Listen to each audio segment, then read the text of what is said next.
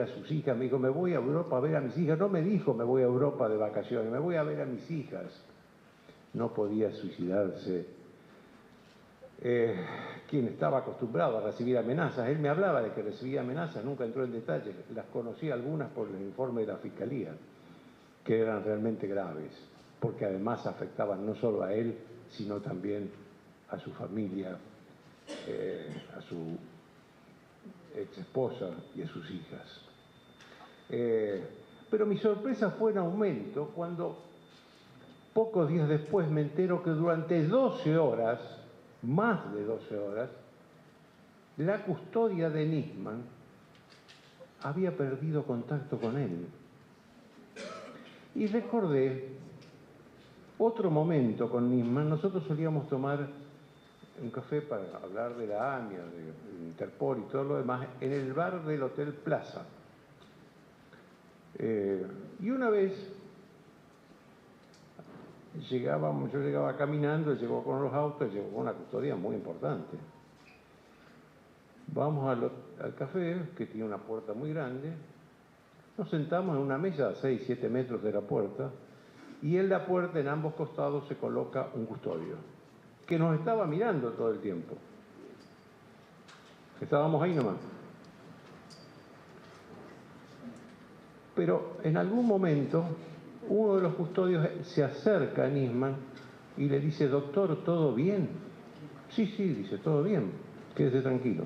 Cuando se va el custodio, le digo, che, ¿qué pasa que te está preguntando que todo bien? Me dice, no, lo que pasa es que le dije, iba a estar 45 minutos con vos y ya pasó 1 hora. Es decir, esa custodia que se alarmaba porque había estado 15 minutos más con alguien que estaba viendo, no se alarmó porque estuvo más de 12 horas sin que ellos pudieran verlo. Hay que, como decía Waldo, hay que llamar a las cosas por su nombre. Y antes de entrar a la forma en que ensuciaron la escena del crimen, 84 personas entraron a la escena del crimen, sin ninguna prevención. Antes de eso hubo algo más. Hubo una zona liberada en el edificio del departamento de Nisman para que pudieran perpetrar el crimen. Recién ahora, 10 años después, la justicia descubrió que no había solo 2 entradas al departamento de Nisman, sino una tercera.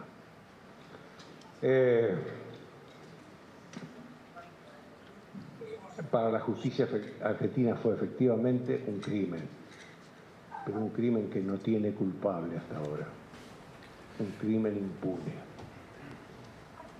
Un crimen impune. 10 años de impunidad. Recuerda a Joaquín Morales Solá, un hombre que además cuenta la anécdota de su reunión con Nisman.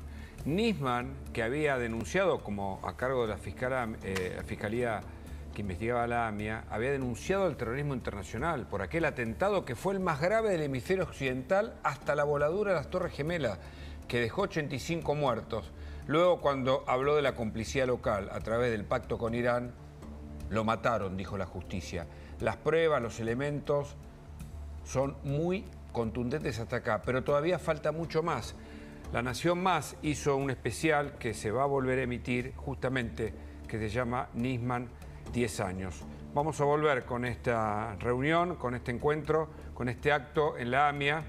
Allí hablaba Joaquín Morales Solá, que además se suma este año a La Nación Más.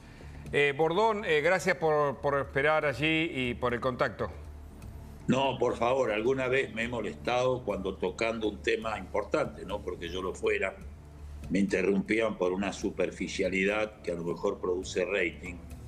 Hoy primero les agradezco la interrupción de haber podido participar con ustedes de estas palabras de Joaquín, y hubiera sido imperdonable que ustedes no me interrumpieran para escucharlo.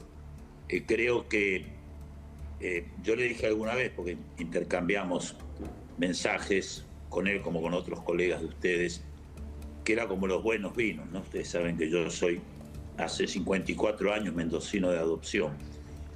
Con los años cada vez mejora más, ¿no? Y lo que ha hecho recién, más allá de todo el trámite que la justicia tiene que hacer y tiene elementos, ha sido demoledor.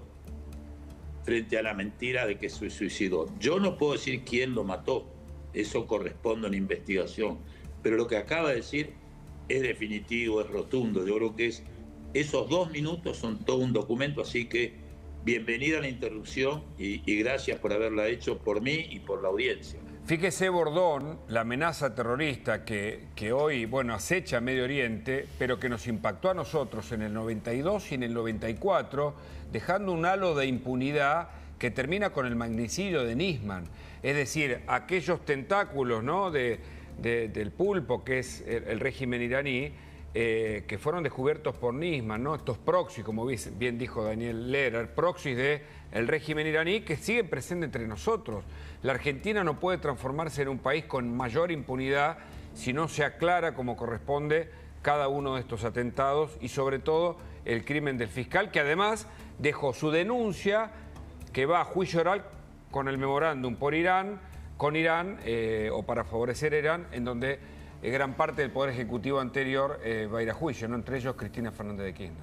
Sí, yo tuve oportunidad, siendo embajador en Estados Unidos, de que él vino a trabajar.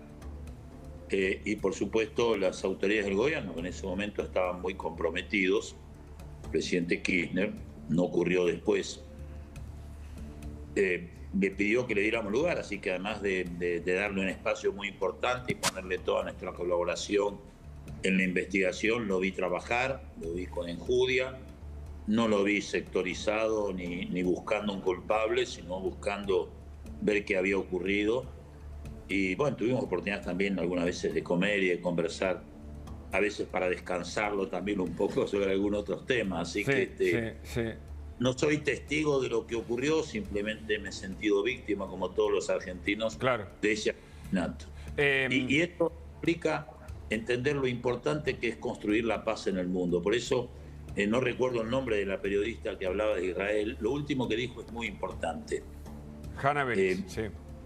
Es muy necesario encontrar una forma, yo sé que el momento es distinto, como condición clave para que cada vez más países árabes que no quieren la destrucción del Estado de Israel, encontremos un camino no inmediato, pero sí de reconocimiento a la resolución de Naciones Unidas, que implica que ambos pueblos y ambos estados deben vivir en paz y con sus propias autoridades. Yo creo que esto es clave, no es fácil, es muy difícil.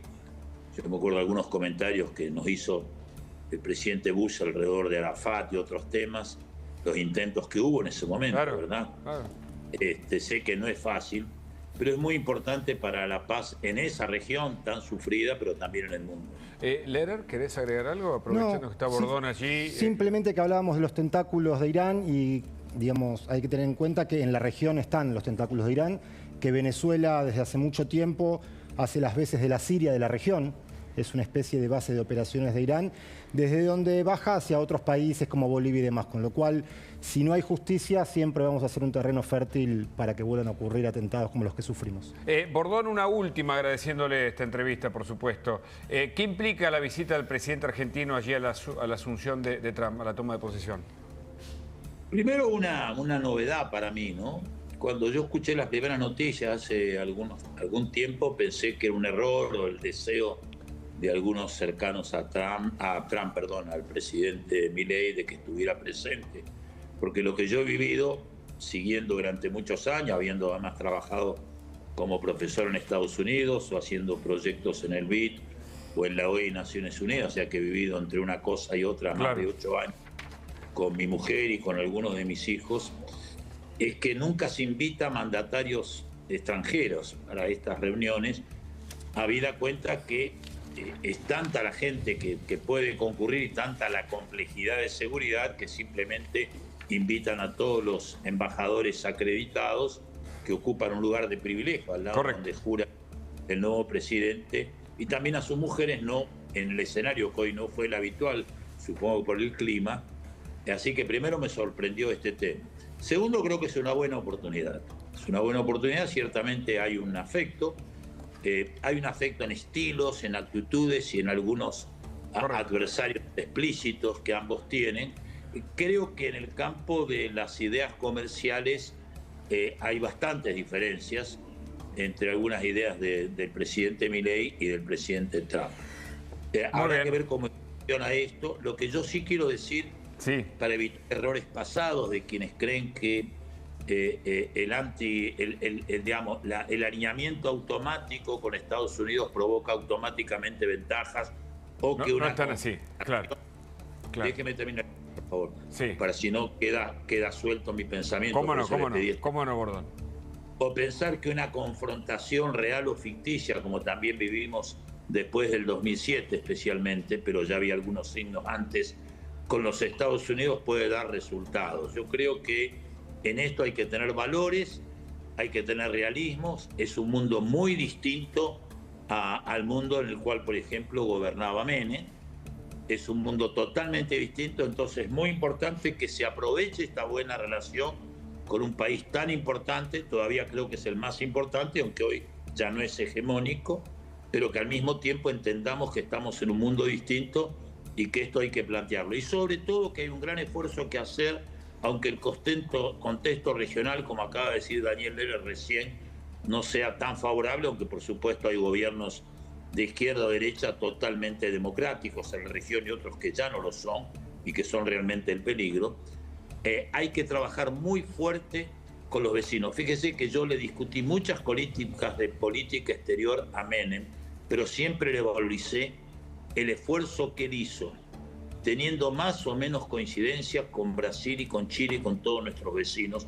En este mundo eso es más importante que nunca. No es fácil, hay muchas diferencias políticas e ideológicas, pero es nuestro vecindario. Así como para Estados Unidos es Canadá y es México, para nosotros son nuestros vecinos, y en particular en el mundo actual nuestra relación con Chile y Brasil, más allá de quien esté circunstancialmente en cualquiera de nuestros tres países. José Octavio Bordón, muchas gracias por esta entrevista. Muy amable, un abrazo. Y también fue muy interesante escuchar